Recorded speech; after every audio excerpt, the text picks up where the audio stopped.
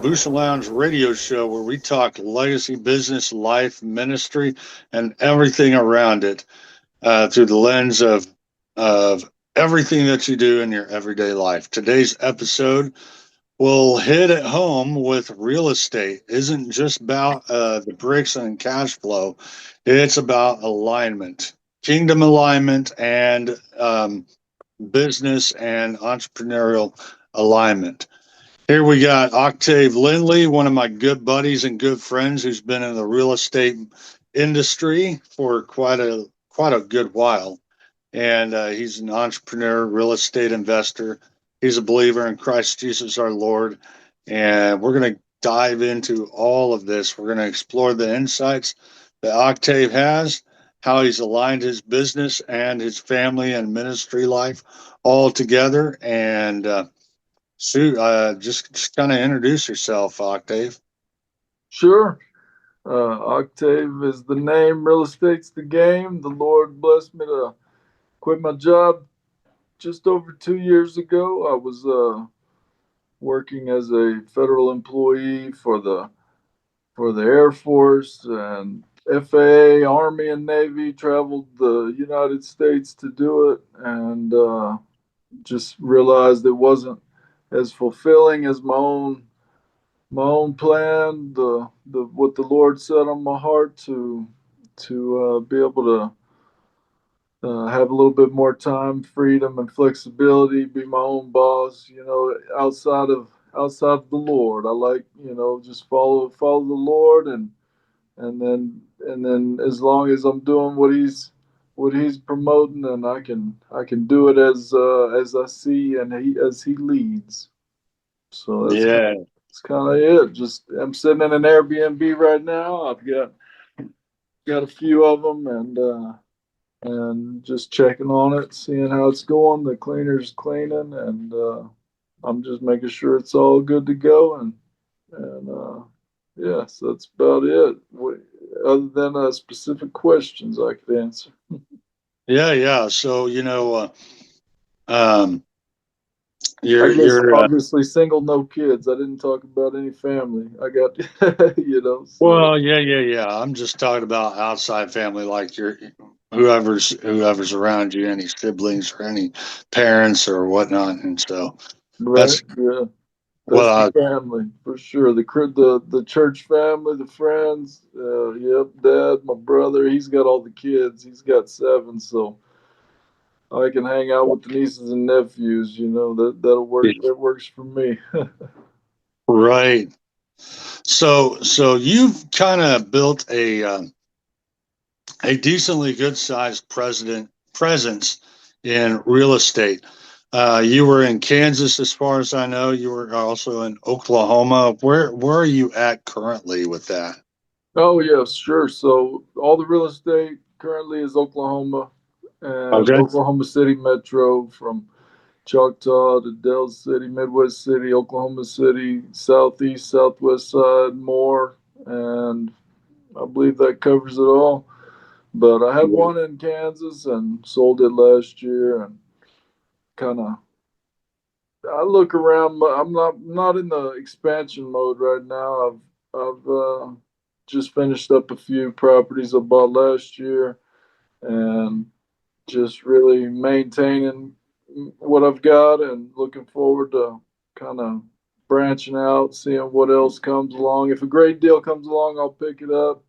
But I look forward to the summer off, having some time, freedom to travel, get back to San Diego. I got some great friends out there, and the church is a blessing as well. So go out there, spend some time, and then do some traveling. I got a friend in Europe that's going to come out to California visit, and then we'll go see a friend and get married in Boston in June, and then probably hop over the pond and go back to Europe for a little while. Oh, very, very cool, man. So let me ask you. So you're not in an expansion phase right now. You're just kind of in a management phase. What caused you to shift into that mindset, or have you always had that mindset? Well, no, it's a good question because I was feeling the push, the pull, whatever you want to call it, the the like the Grant Cardones and all these guys that are on Instagram and they're saying, grow your business, become a multi-billionaire, right? So I'm like, yeah, I can do that. I was fresh out of my job. I'm like, what's next? Conquer the world, conquer business, become a multi-$100 million business, right? And Right, right. so I started reaching out to, there's this Christian professional coach that I reached out to, and he said, yeah, you can do that. He said I could talk to you about that, and then I just reached out to a lot of people that I knew in the business, and I started thinking, and a lot of them said, why do you want to do it? What do you want to? What are you looking for? What's your goal? And I'm like, do you want to work that hard? I'm okay. Well, that is a lot of work, and I just don't see that my heart is in it because my heart is one to follow God more than just chase some money. And so I did that for a number of years. I chased the money. I worked the government job, 20 years. And most of that, I guess about 50-50, you could say I enjoyed it. And another 50% was just to get the money. And then and do what I have to do, which we all have to do. We've got to make our money. Lord says to work and be productive and work as though you're working for the Lord. So but I always felt like I was just working for money, 9 to 5, so that I could funnel it into real estate and then get to the point that I'm at now. And now that I'm here, and I had these friends and coaches say, "Why do you want to?" $100 million business. Do you want to work that hard? Okay, no, not really. I've got other aspirations and goals to pursue. Yeah, yeah. So so with that said, what is the number one thing that you've learned in that mentality? Because a lot of times people be like, well, if I don't do this, then all these big time guys are going to tell me, you know, I'm not doing enough, I'm not working hard enough. What would be a good piece of advice to give somebody to tell them just kind of slow down and take a step back, which I'm hearing, and correct me if I'm wrong, that's exactly what you're doing. You're taking a step back and you're looking at your surroundings to kind of make some strategic new moves. Is that what I'm gathering from you? Precisely. I stopped working at the job in April of 23, April 1st, 23, April Fool's Day. And so I didn't fool myself at that time. I actually did quit working and took a year off. I didn't buy anything. And then boom, boom, boom. Last year, 3 deals came my way. And I say it all the time. I got into this business by the grace of God. It was an elder at my church who was expanding his real estate business, and I jumped in and started learning from him, and that's how I got into business. And now to look back on all the properties I've been able to buy and remodel and rent out, they really came from there's stories about those deals that you can only piece together with the piece of the puzzle. God is guiding it. And so Wow. yeah, it's interesting. You think about it, it's like, oh, this deal would have these deals, this piece, the big piece of the puzzle is how God led it. And I can tell multiple stories about that. And so the 3 houses I bought last year, um, 2 of them popped up. I wasn't looking at them, and I would have never knew they were. Uh, I would have never known one of them was for sale unless I accidentally. I just kind of. I was asking a Facebook friend, an old friend, childhood friend, growing up. They were actually 10 years older than me in the Okay. neighborhood. And so I was babysat by the family when I was a kid. And also, so I reached out just, hey, how's it going? And I wanted to ask you about this. And it was a misunderstanding. And she said, oh, my dad just died and we're selling the house. And I'm like, oh, that's actually not what I didn't know that. And Wow. I didn't know that. And I didn't, but I was reaching out. She misunderstood what I was talking about. And then, but it, that's how that worked out. It just so happened to be that I needed to reach out for something. It was miscommunication, and but also at the same time it was the God's communication is what, so we ended up working a deal. I helped them out. It was a win-win. I bought the house and got it remodeled. That took 6 months to get it remodeled, and I just got it rented out. I just collected the second month's rent on it, and it just kind of like, it was a big project, and I'm realizing now after pretty well working for a good solid 9 months on these three houses. Like, if I can't build a team to do it, then I can't do it, because I'm as busy as I want to be just maintaining what I've got. So I've got to if I want to build the business and grow it at some point in the future, after I take a little more time off, then I'll need to make sure I build a team for that. So talking about recruiting, and I wanted to jump on that. What you were saying is that what we come to find out is if you're not ready to build a team and build a big, huge agency and so on and so forth, don't overwhelm yourself with a ton of work, right? Really strategically manage your time well and know where your limits are so you avoid burnout, but you still have a good flow. Is that correct? Hey, that's precisely what I'm thinking, and when I get to that point, sounds like I could talk to you for some pointers. Yeah. Yeah, I've been in as most people know, I've been in the recruiting business for about 17 years, and not just the recruiting business, but also financial services, and in that, bringing on new agents and building an agency. So yeah, we can definitely talk about that. Obviously, you know, what would be so?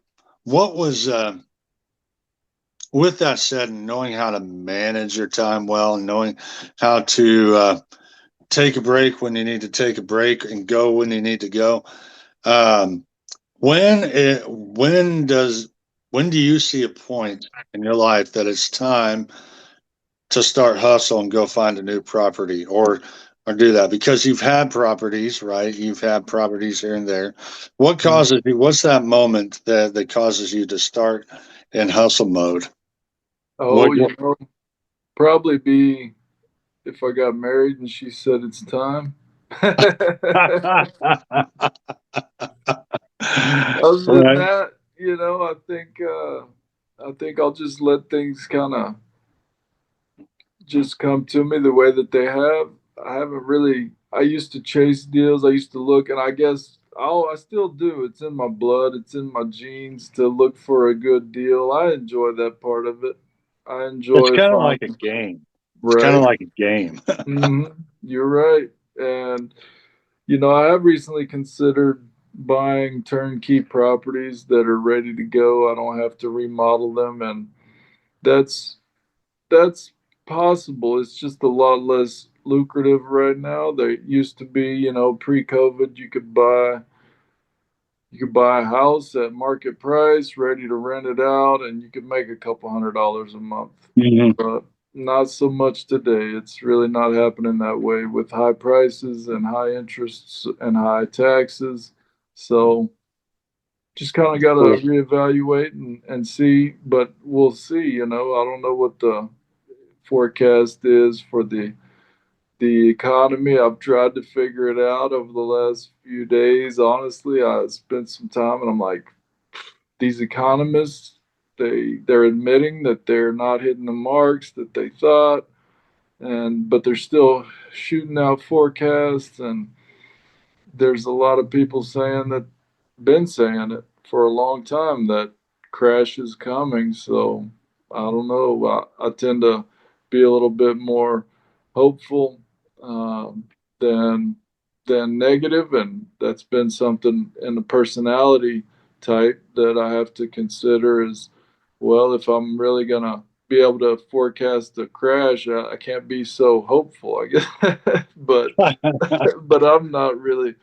Thankfully, I'm not too debt leveraged, and I can potentially just uh, jump when the time hits, and I don't really have to forecast it. But thankfully, I've been able to buy well, buy right, and fix them up, get good equity, build good equity, and just keep going and not have a major financial loss that a lot of people say is inevitable.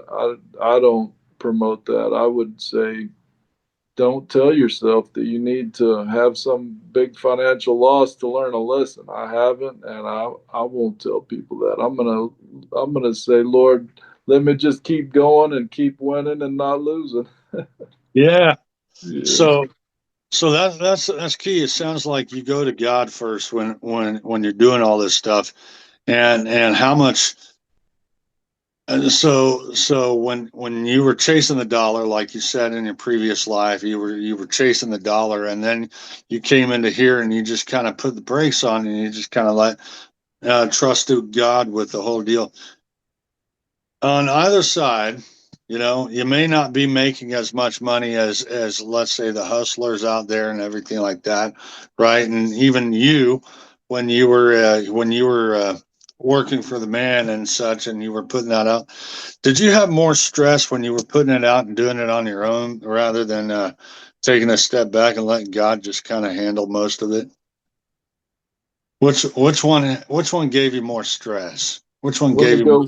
Let me go way back and think about how life was back then. more?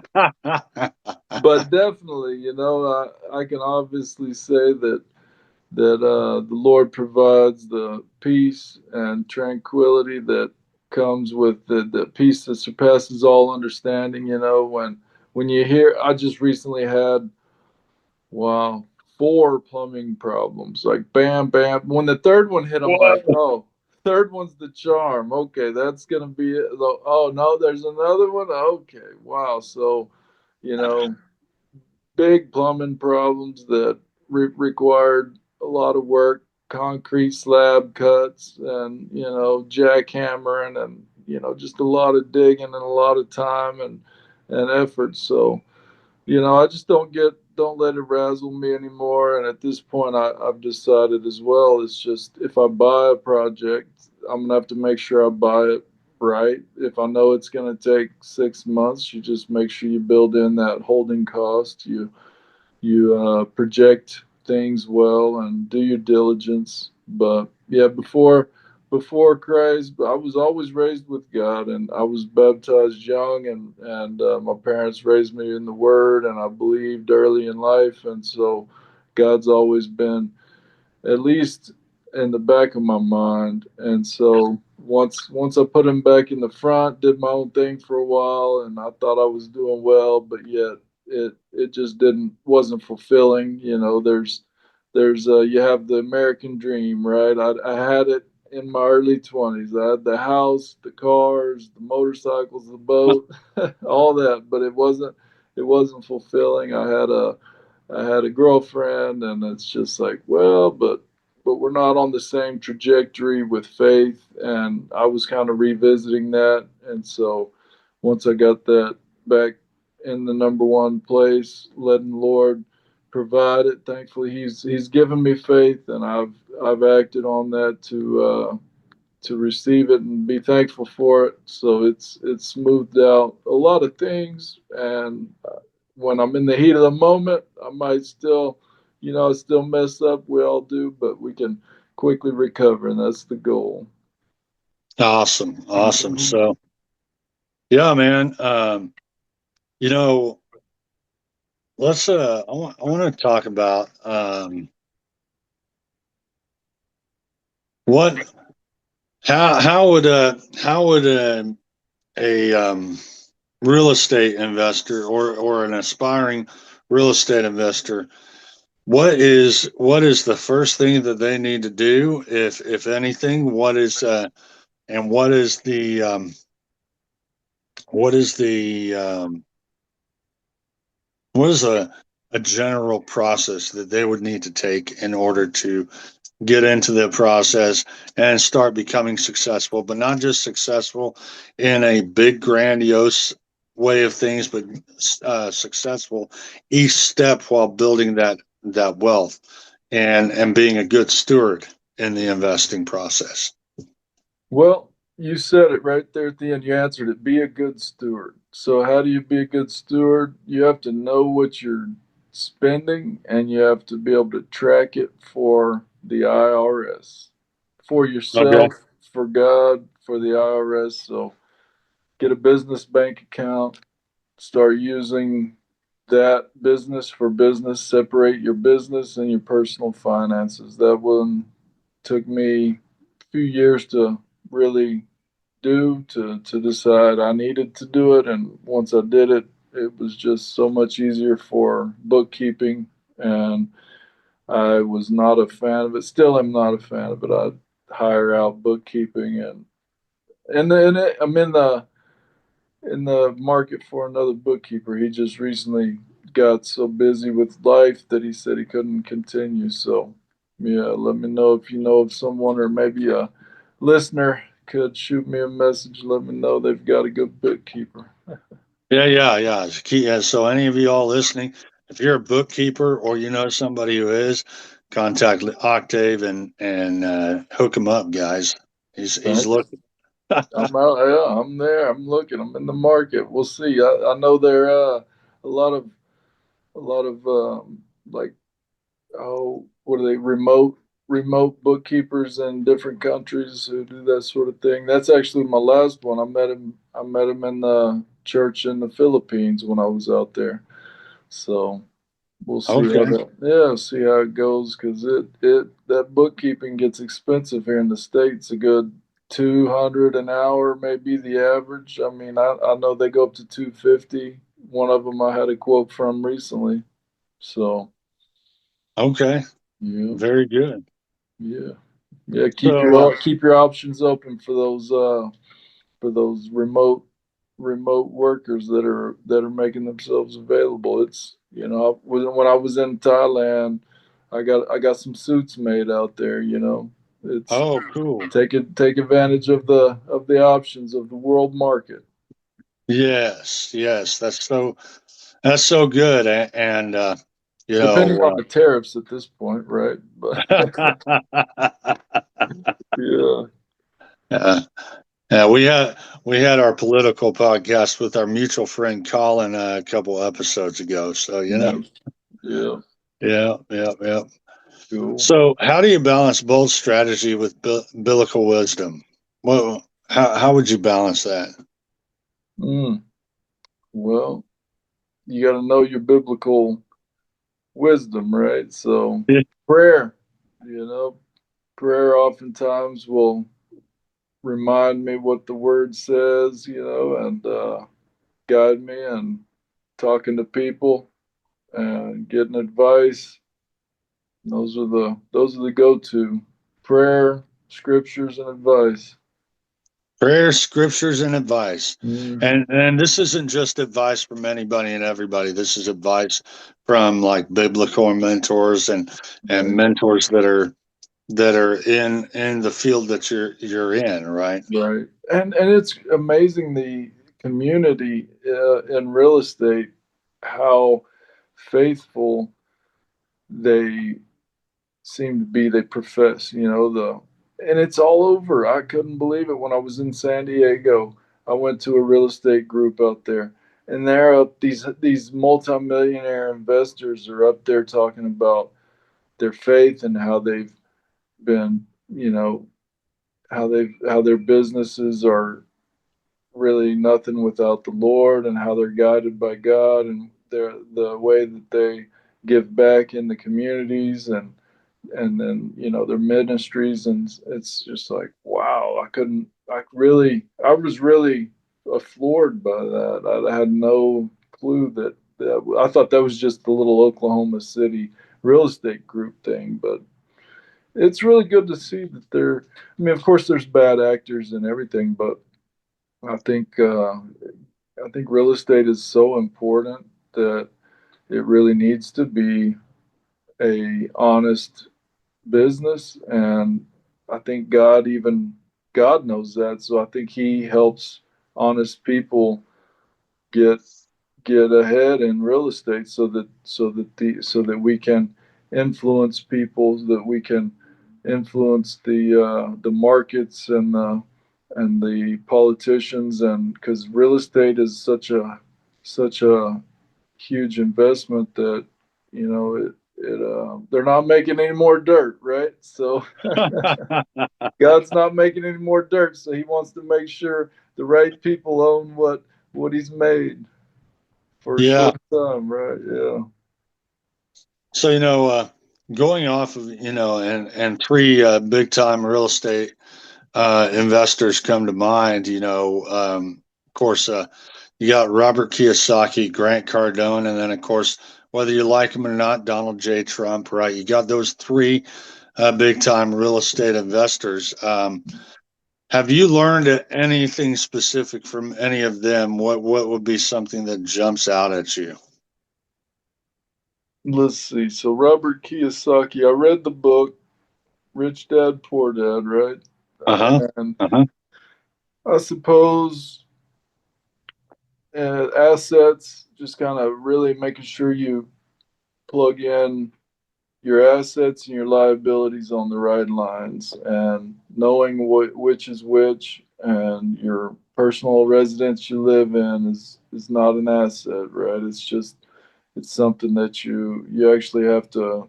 It's not a tax write off to repair it, right? So I've tried to actually hack that, where I rent rooms out of my personal residence, so that makes a portion of my personal residence a tax write off. So, but then you go to Grant Cardone, I suppose systems would be just his genius is being able to systemize and hire and let business run itself, and I guess I haven't read much of Donald Trump's stuff about real estate. I just see the politics side mostly, and uh, and so actually, I'm actually interested in politics. So I'm learning about ways to communicate and ways to answer questions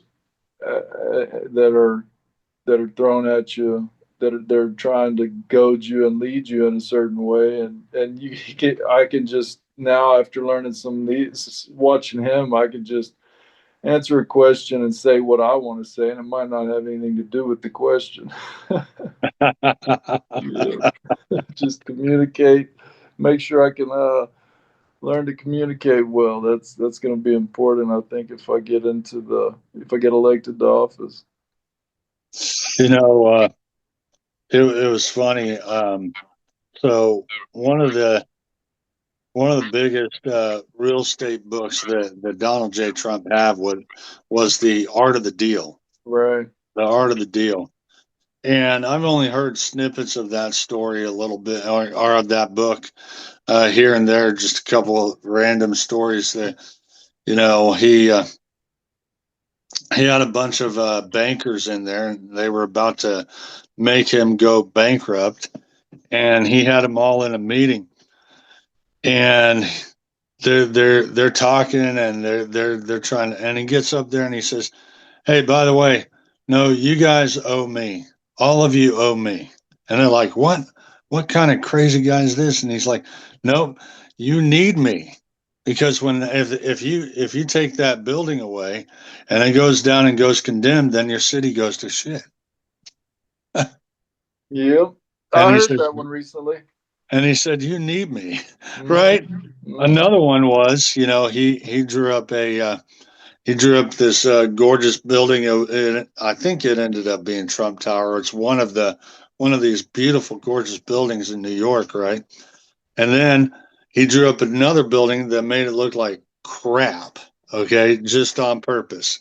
Okay. Little literal crap, an eyesore of a building. And Hmm. Donald Trump's put these two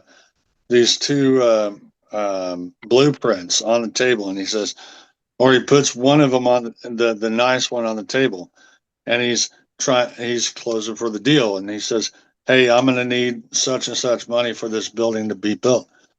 Well, no, we're not going to do that. We can't do that. And I said, "Look, we we need to do this here because this is going to add value to the city. It's going to add value to the community, and it's going to create more jobs than anything else." And they're like, "No, we're not going to do it." And he says, "Okay, well then this is on the table because I own the property, so I'm still going to build the building, and so I'm going to build this shack. Which one do you want?" And then they said, "Well, no, we're not going to do it." And he says, "All right, good luck." And he goes back to his office, right? Before he got to the office, they called him up and said, "No, no, we're going to go do it," because they took him seriously. Hmm. And see, that's what do you think he's doing right now? Right. Hmm. He's literally playing out his book right That's now what with our they. nation. Yeah, Yeah. he really is. Oh yeah, You he's know, been on that playbook for I don't know how long. How old is that book? 25, 30 years. at least I think it came out in I think it came out in the '90s. Nice. So, That's so yep. yeah, That's great. I'm all for it. yeah, me too. but what should we learn from this, right? Should learn exactly what you're implementing in real estate and what we implement in business each and every day. It's like um, Octave, when did you come to a place in your life where you were tired and sick and tired of being played by people, and you just started respecting yourself and knowing your worth? When when did Well, that happen? Because that's exactly how these entrepreneurs and leaders are doing it and becoming successful. mhm. So, Right. So there's too many people who will try to steal, kill, and destroy your dreams. They just maybe they're not bad actors. Maybe they're not agents of Satan. Maybe they just don't know better. They're stuck in their grind. They don't understand the dream and the passion that God has put on your heart and the abilities that He has given you. And so they just unknowingly pour water on your fire, and other times there's bad actors. There's people out there, have they just have the unfortunate desire to control your life, control it's everything in their life's really out of control, but they kind of, you've got the manipulators, you've got the sociopaths and gaslighters and all these people, all the psychology today articles that you can read, or there's all those people are there, and I read several because I've had several of those people in my life. And when I realized my worth, when I realized that God had given me everything I need to fulfill His calling in my life, then everything of lack, insecurities, lacking self confidence, all that lack mentality just kind of went away mm, heard mm, a when I heard a sermon talking about the sermon name's "Call It In." You want it, call it in. It's there. You just call it in. And so like you want. So I'm like, I heard that sermon. Then I memorized Ephesians 3:20. Now to Him who is able to do immeasurably more than all we ask or imagine, according to His power that is at work within us. To Him be glory. To Him be the glory in church and in Christ Jesus throughout all generations, forever and ever. Amen. I think I might have mm. messed that up for a minute, for a couple words, but you can look it up. But yeah, learning that I don't have to be $100 million business that I don't have to be a business at all. I don't need anything. All I need is to do what God's calling is, and that is what? To rejoice always, pray continually, give thanks in all circumstances, for this is God's will for you in Christ Jesus. So remembering what the scriptures say about what God's will for me is and who He's made me to be, and just things, the interests, be a little introspective. Think about what interests I have, and uh, don't let people's ideas, or don't tell everybody, right? Don't tell the wrong people. Just keep some of that inside, and just go do it and enjoy it, and then people will see what's going on, and then they don't you're not doing it for them anyways.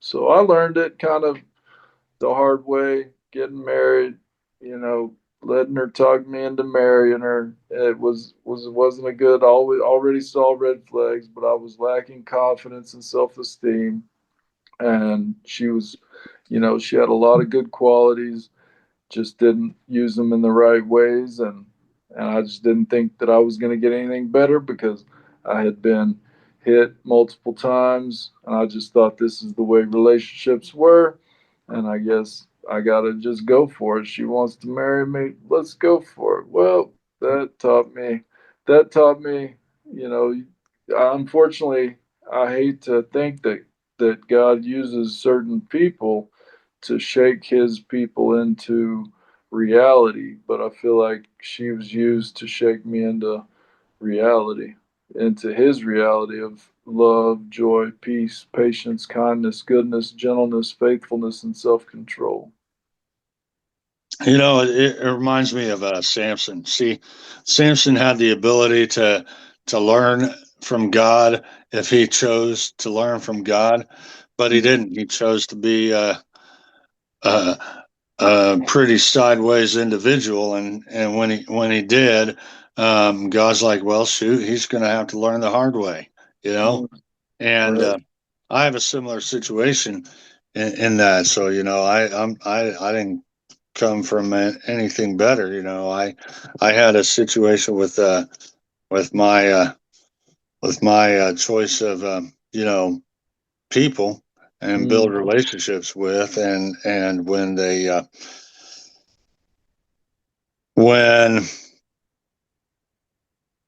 when you're not totally and utterly in line with the Spirit of God, and you go into desperation mode, right? Like, this is all I can have, this is all I'm going to get.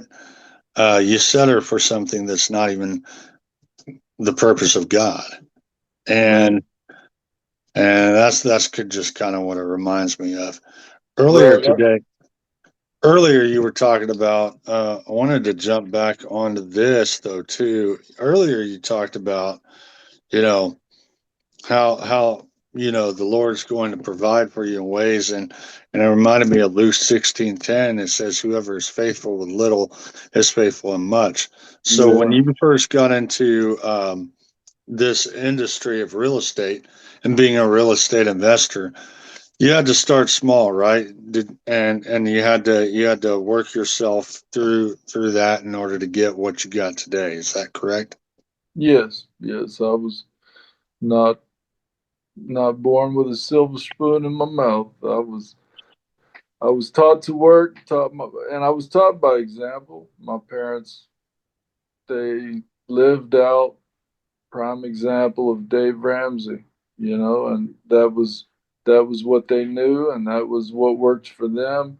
And I, as generations go, the scriptures talk about leaving a inheritance for generations to come, right? Whether it be an inheritance of wisdom or work ethic or money, whatever kind of inheritance you can think of. That is what the wise biblical families will leave for their future generations.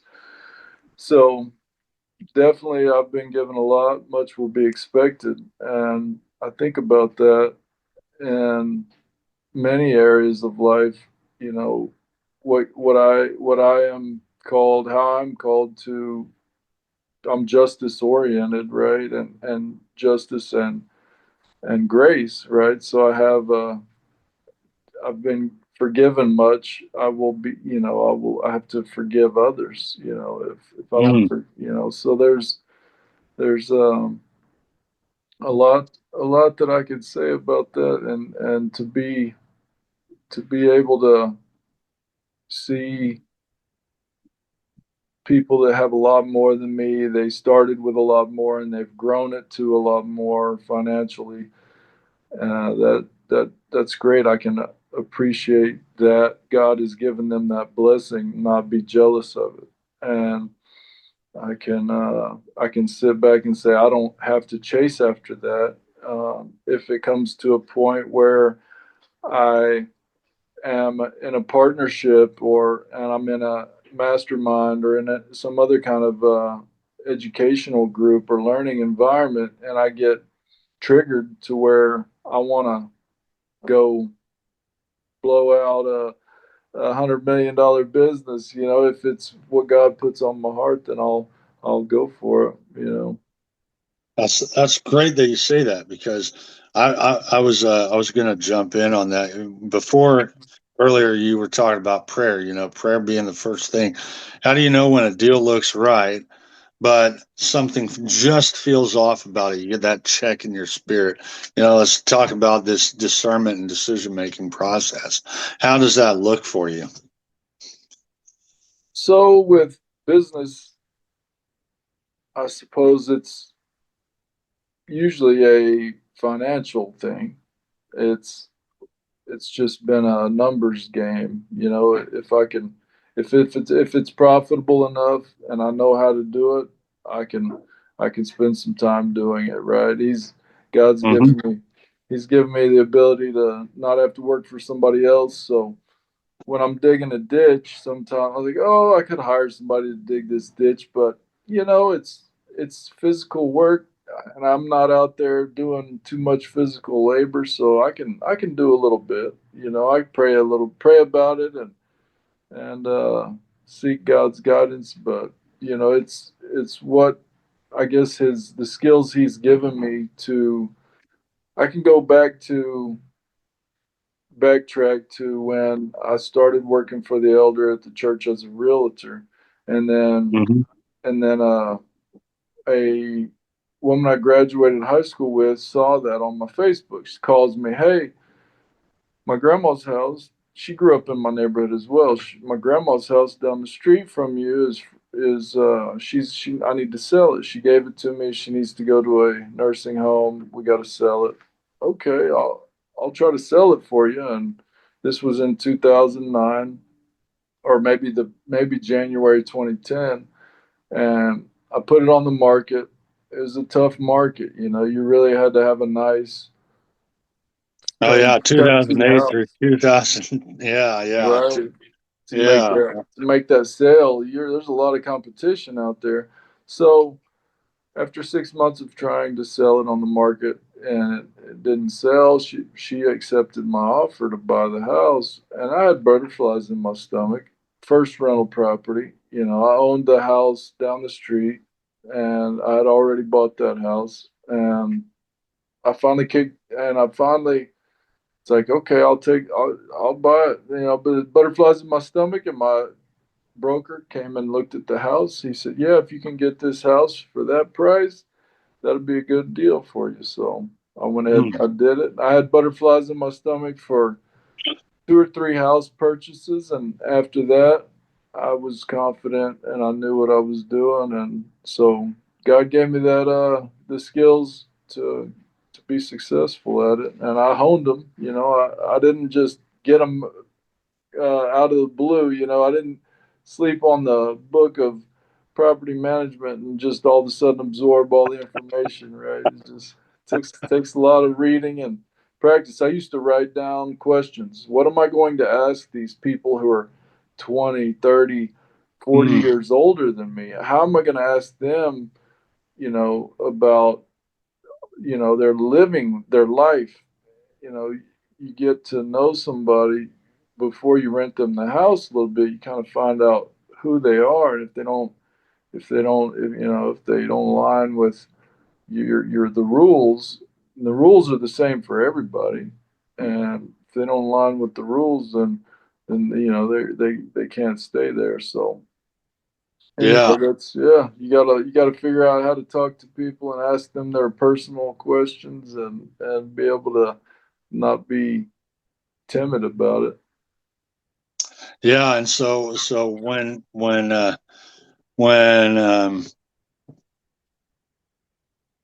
basically really what I'm experiencing from you is really unique when it comes to real estate investing, because I met a lot of guys. I met Ron. Ron's a cool dude, but I met Ron when he was in Tulsa. This was back Okay. in the day. Okay, Right. Right. this was way back in the day. Hmm. But yeah, Ron had this nice little red Corvette and such back in the day and all that, and it was cool. But Hmm. yeah, he's this little short, stocky Asian Native American looking kind of guy with this goatee thing going on here. Yeah. But but no, I met Ron and he's just like a bam, bam, bam, bam, bam, right? But you are unique, and then all the people that he trains are like bam, bam, bam, bam, bam. But here you are, you're in this kind of a piece here. So, what are you trusting God's timing over market hype? It seems like is that really kind of what that's all about? Right. For sure. There's I didn't know half of what I knew. I knew. Wow, I got in real estate in 2008. I got to be becoming a realtor, and so I just had no clue. I didn't have a smartphone until 2016. So I was doing hands-on stuff. I was enjoying my life, going to work and riding my dirt bike, and, just having friends at church after I got back into church, and we just had a good time in those days, and I wasn't really thinking too much about real estate investing, and I didn't know really anything about it until I got into that real estate office, and then I saw what he's doing. Actually, I saw what that elder was doing in the youth group, maybe uh, 7, 8 years before that, and so I guess you have to cut that part out. Restate the question. Okay, Yeah. maybe not cut it out, but really trusting God over time over the Right. market hype. Oh yeah. Right. Yeah. So over the time This of is a conversation where it's all yeah. good. All right. Yeah. So trusting God over time, just going back in time and kind of rehashing how God led led all that stuff, and market timing is something that I could really, to do it best, I'd have to go back to 2008, 9. I don't think those days are coming back, and so I guess that's what I got off onto. That's the rabbit hole I went down, was market timing is always best. 2020 hindsight, right? So Right, you yeah. can, yeah. So I can't. I don't. Maybe I could time the market again in a way that, but I'd buy. I would dollar cost average, because you buy on the dips, you buy on the way down, and you're buying at the bottom, and you're buying on the way up, and then all of a sudden you see it's getting high. So I wasn't buying. I guess, actually, let me take that back. Trusting God, and he'll bring you the deals. It's really miraculous to think some of the deals I got, they weren't market timing deals. They were God's timing deals. That's so cool. That Right. you hear that, people, guys. If you're watching and you're listening to this, that is a key nugget right there. It's all God's timing. It had nothing to do with market timing. Hmm. Timing the market hype had nothing to do with that. All it had to do was trusting in God and trusting in His timing, and He'll provide the way. That's it. That's exactly what Octave just said. That's really cool, man. And if I, Really cool. yeah, I'm glad. It's not. It's neat to see how the Lord works that out. And I wasn't ready in 2008, nine. If I'd have 10, I bought. He got God gave me one house, my first house in 2010. You know, and if I had to go back, I could have went into debt. I could have went into debt to buy 5 or 10 houses, probably. I mean, if I knowing what I know now, I could have. Who knows? Maybe I could have bought 100 houses in the '08, 9, 10 crash. You know, that would have that was possible, likely Oh possible. yeah. What I could have done if had I not had I had the experience, and had it been God's timing. It wasn't God's timing for me. I had a lot of maturing to do. if I'd have just if I'd have just went off the rails and became a multimillionaire in my late 20s, early 30s, that would have probably stunted some maturity, because I'd have been able to just say, get out of my face, to whoever I wanted to. If you weren't listening, or I wouldn't have been listening to people. I would have probably, I could have had a big head. There's a lot of reasons I look back and think that it wasn't God's timing for me to buy a bunch of houses, at that time. And so, Yeah. but other timing, other God's timing in another way of how He did bring me to where I'm at now, is I had I got married, and so I had to struggle through that, get the divorce, do the do the whole thing, and had a contested divorce. She was trying to take all she could, which she didn't. It was such a short marriage. She wasn't entitled to anything, thank God. It was the California courts let me keep what I had, and Oh so, wow. yeah. So after that, that was a 2.5 year process. She drug out after only 7 months together, and so I had pent up demand. I didn't buy anything for 3 years. I just saved money for those 3 years. And then boom, the floodgates open. I moved back to the Midwest, and then bam, bam, bought a bunch of properties within 2 years, and then quit my job. There you go. So That is, I feel like I could that's do it again. If there's ever if there's a 2 year period of time that comes up where real estate is a good deal, then I'll do that. If it's stocks, I'll do that. If it's something else, whatever the Lord shows me, I'll I'll probably do it. If it's ministry, maybe it's ministry, and I fully focus on full time ministry. In some way, we'll see. so I have a since we're both believers and all, I do have a this question. How did God use you in this or I don't want to say use you.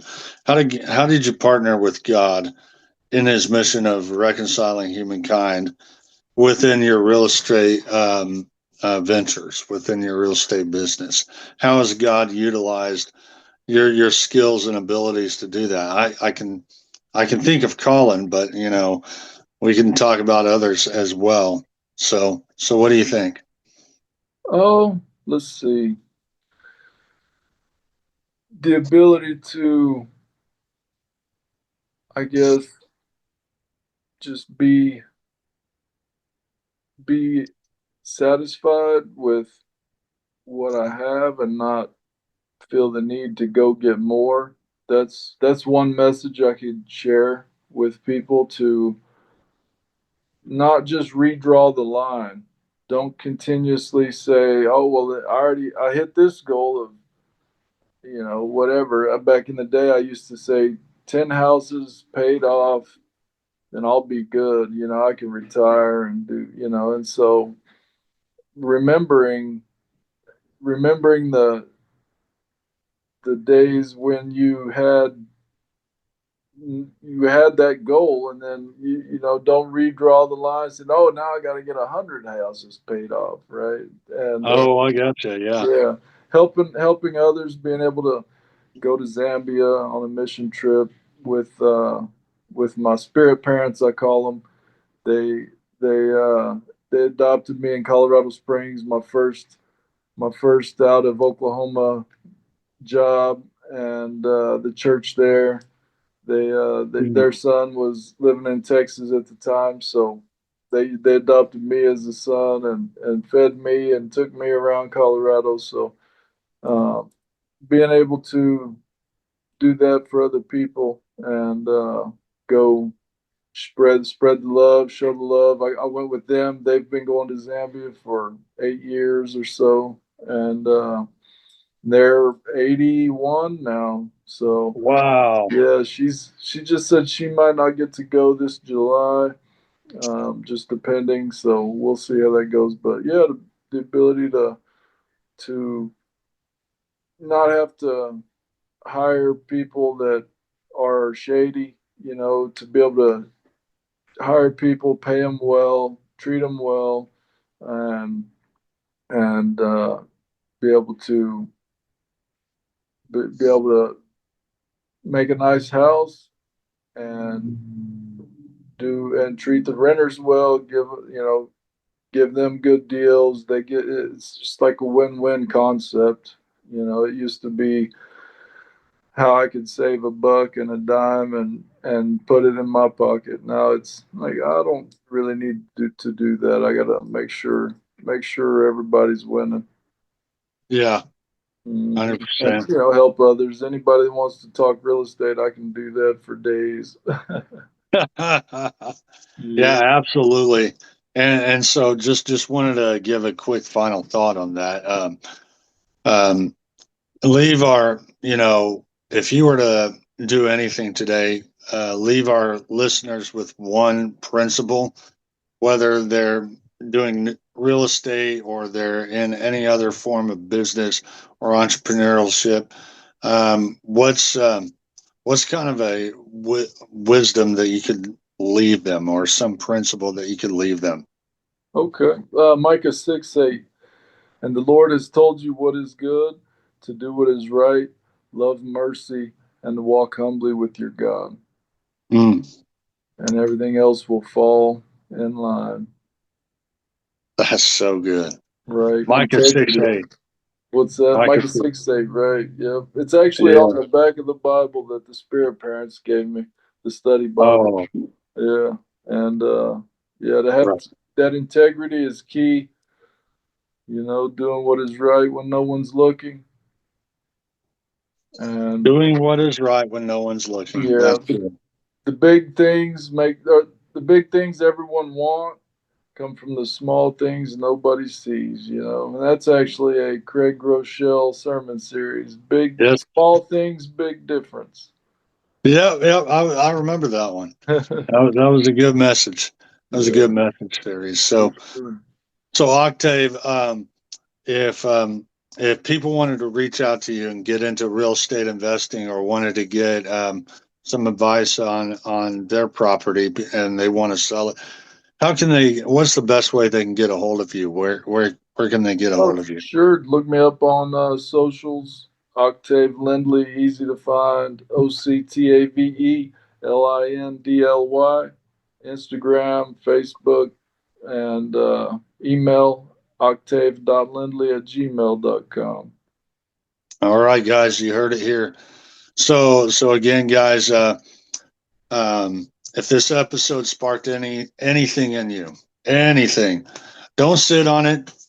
Get up, act, and do it, guys. It's time to harvest the field. It's time to get in the place of greatness that God has given you. And He's birthed everybody with vision. If you do not have vision, you will die. That's what the Bible says. People that have no vision perish. Okay?